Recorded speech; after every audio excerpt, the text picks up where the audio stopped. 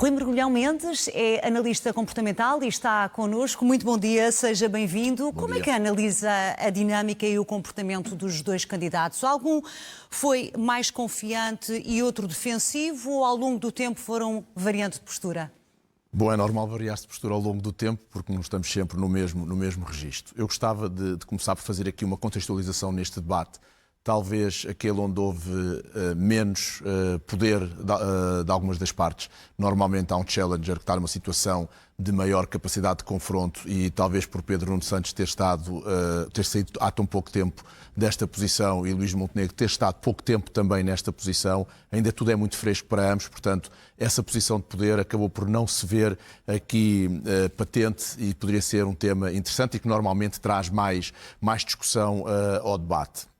Depois começa-se o debate pelo tema do apagão, um tema mais ou menos favorável a Luís Montenegro. E que era óbvio, não é? Que era óbvio que assim começasse, o que pode trazer logo ali alguma situação, sim, de superioridade a Pedro Nuno Santos por estar a debater um tema, lá está, onde ele pode de facto fazer críticas e o outro terá que, o Luís Montenegro neste caso, que se defender e isso leva ali para situações que possam começar a balizar um bocadinho o que poderia ser este debate. Acho que o Pedro Nuno Santos não tirou esse devido partido de capitalizar logo ali alguma posição de superioridade. E sobre o caso de Spin Viva? Conseguiu aqui? Não, aí acho que sim. Aí acho que sim, que teve uma vantagem. Foi mais difícil explicar, foi mais difícil a questão das notícias que apareceram no próprio dia para a justificação dos nomes que estavam em causa dos seus clientes.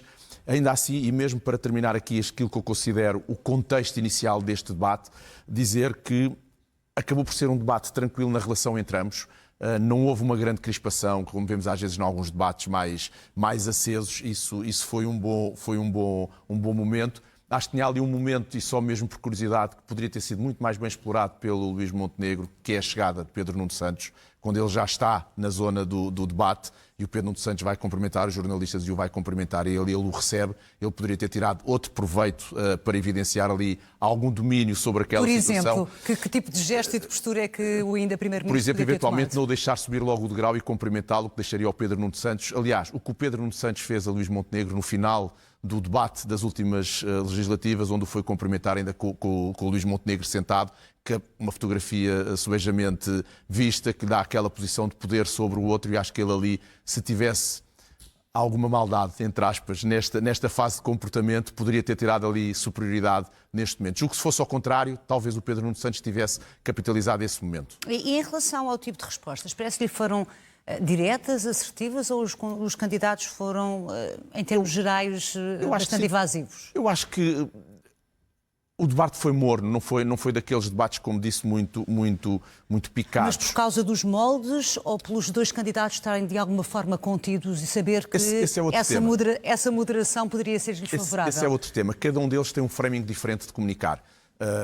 O Luís Montenegro, e foi das críticas que fiz nas anteriores legislativas, e que ele corrigiu, começou bem e nestas tem estado relativamente bem, é não ter um discurso sempre pela negativa. Não criticar só o que os outros têm feito mal, mas enaltecer aquilo que eles querem fazer de bem. E esse framing negativo nem sempre é bem tido. Aliás, foi a forma como ele terminou o último debate das últimas legislativas, foi sempre numa crítica e num aspecto, num framing negativo da informação, e não deixa de ser curioso que começa este por dizer: eu não estou aqui para dizer mal. Parece que aprendeu aquela lição, se assim podemos dizer, e foram críticas que tenho feito às comunicações internas do PSD da AD neste momento. Depois, eu acho que o Pedro Nuno Santos adotou uma serenidade diferente daquela que lhe é característica. E acha que é natural, dado ele tem dito que já adquiriu alguma experiência, não é? Ou ele normal. Está a fazer um esforço para ter aqui uma pele um pouco diferente, de um líder mais moderado, menos impulsivo? Eu acho que esse treino existe, de estar a tentar controlar muito mais o ponto de vista emocional, mesmo nos debates que eram supostamente mais agrestes, assim posso utilizar a palavra, com o caso de André Ventura, por exemplo, onde também esteve muito calmo, adotou uma postura que lhe pode trazer serenidade, e essa serenidade pode evidenciar segurança, assertividade, capacidade de liderança. Uma capacidade de liderança, de saber gerir os temas. Contudo, há momentos onde uma maior pressão é necessária. E eu acho que esses momentos não apareceram do ponto de vista da comunicação do Pedro Nuno Santos ser mais punch. Deveria ali a momentos, ou seja, vou sair um bocadinho deste registro, ok, está bem, não necessito ser sempre explosivo, posso manter aqui algum controle e dar uma sensação de que domina a situação, mas noutros momentos acho que lhe faltou algum poder de fogo, se assim podemos utilizar a expressão. E qual dos dois candidatos é que acha que de alguma forma usou argumentos mais emocionais, falando aqui do ponto de vista pessoal? Ganha Luís Montenegro a falar sobre a questão do impacto que todo este caso tem para a família, para a mulher e em particular para os filhos? É uma boa estratégia? É uma estratégia que já teve de outra vez. Já não é de agora que Pedro Nuno Santos tenta, Luís Montenegro tenta envolver um pouco a família. A questão é... E isso cola? Usar vezes, muita emoção cola tem que ter a no medida eleitor? certa. Tem que ter a medida certa, senão depois parece-nos que estamos a transportar uma informação deliberadamente para causar aquele impacto e aí é mal recebida pela outra parte. O que é que eu criticaria aqui no lado do Luís Montenegro, e depois já vou a Pedro Nuno Santos, no seu aspecto da comunicação? Houve momentos em que os jornalistas o tentaram interpelar, dar uma nova orientação àquilo que ele estava a ter enquanto discurso e ele não respeitou. Continuou por cima, aumentou a voz. Não é um bom momento de comunicação.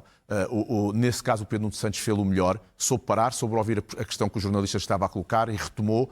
Pegando ou não pegando naquilo que se lhe diz, não interessa, fez a pausa, retomou e continuou, e o Luís Montenegro não. Não teve quase capacidade de ouvir, não é? Exatamente, continuou muito acelerado a fazer isso. O que é que nos transmite? Maior nervosismo, maior situação de stress. Até alguma sobranceria, não é? Alguma sobranceria, que é um tema que por acaso estava aqui descrito nas minhas notas. E para concluir, Pedro Nuno Santos? O Pedro Nuno Santos teve essa capacidade.